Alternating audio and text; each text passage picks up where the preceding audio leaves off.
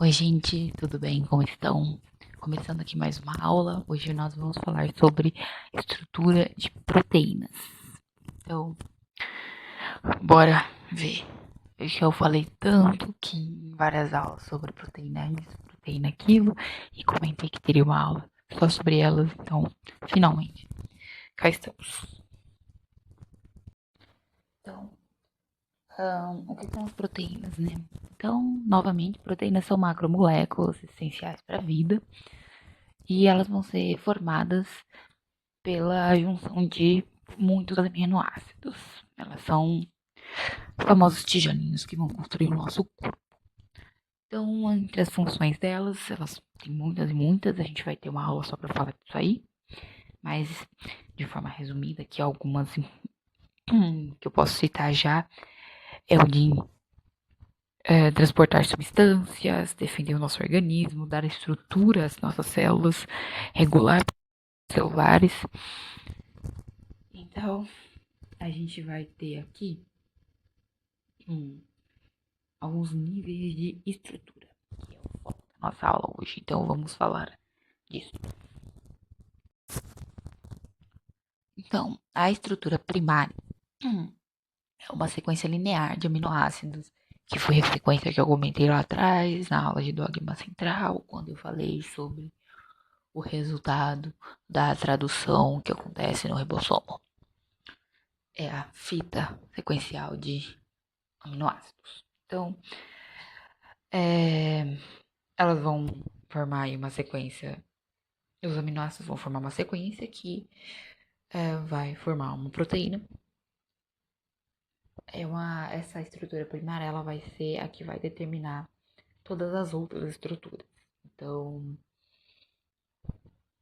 ela é bem importante e é exatamente assim que a formação da proteína acontece, né? Então, ela vai sair desse jeitinho do ribossomo.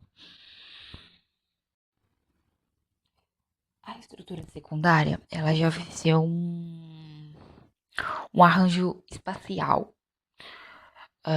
da cadeia polipeptídica, né? Dessa cadeia de aminoácidos.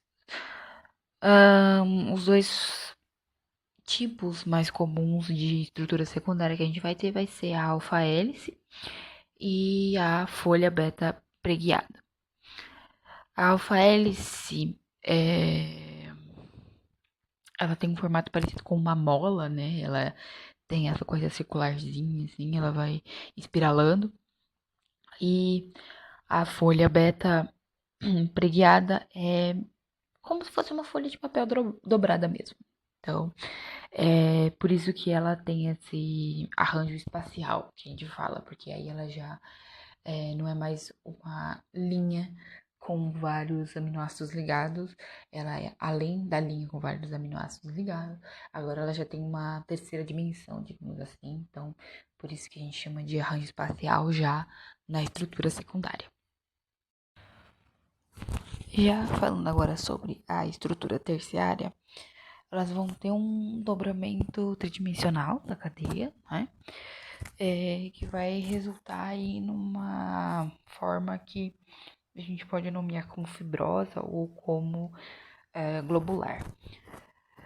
Basicamente, a gente vai ter uma junção de várias estruturas secundárias, seja a alfa-hélice ou a folha beta, vai ter a presença tanto de uma como da outra e vai, né, então ter um emaranhado aí de diversas cadeias de estruturas secundárias juntas que vão formar uma terciária já mais complexa, né? E isso também vai ser meio que uma repetição quando a gente chegar aqui na quaternária. Então, seguindo para a última estrutura, que é a quaternária, ela vai ser então a associação de duas ou mais cadeias polipeptídicas da estrutura terciária. Então, vão formar aí uma proteína funcional já. E aí eu deixei como um exemplo pra gente da quaternária. Não só da quaternária, né? Mas mostrando aí a sequência da primária para a secundária, da secundária para a terciária, da terciária para a quaternária finalmente, da hemoglobina, que é a proteína que carrega, que está presente dentro das nossas hemácias e que é responsável pelo carregamento das moléculas de oxigênio no nosso sangue. Né? Tem o processo de pegar ela lá no pulmão e levar pro restante do nosso organismo. Então, essa estrutura dela ela é formada por 4 subunidades, né?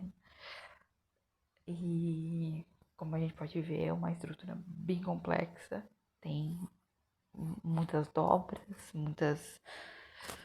muitas coisas.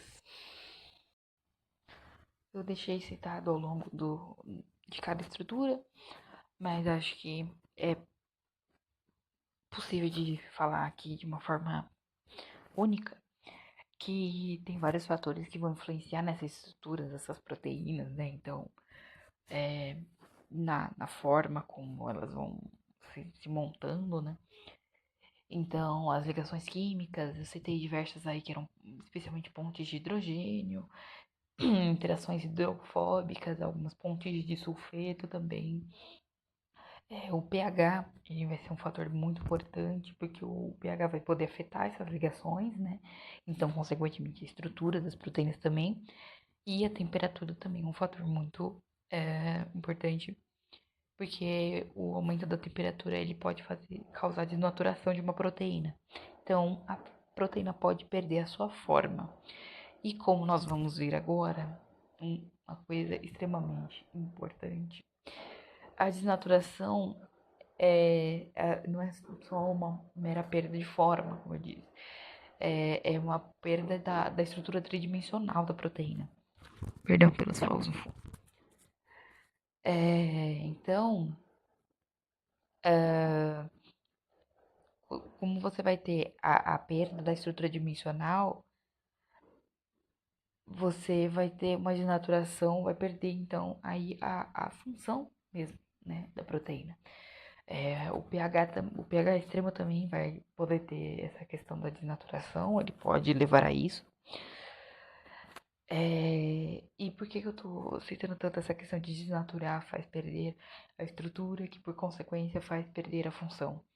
Porque tem uma frase muito importante que a gente usa na biologia molecular, especialmente falando sobre as proteínas, que é que a forma, né, a estrutura define a função. Então, a relação entre a estrutura da proteína e a função da proteína, elas são intimamente ligadas. Quando uma sofre alteração, consequentemente a outra também. Então é por isso que em muitos casos, quando você desnatura e acaba causando uma alteração aí de estrutura, a função também é completamente alterada. Então, por hoje é isso, gente. Esta foi a aula sobre estrutura de proteínas.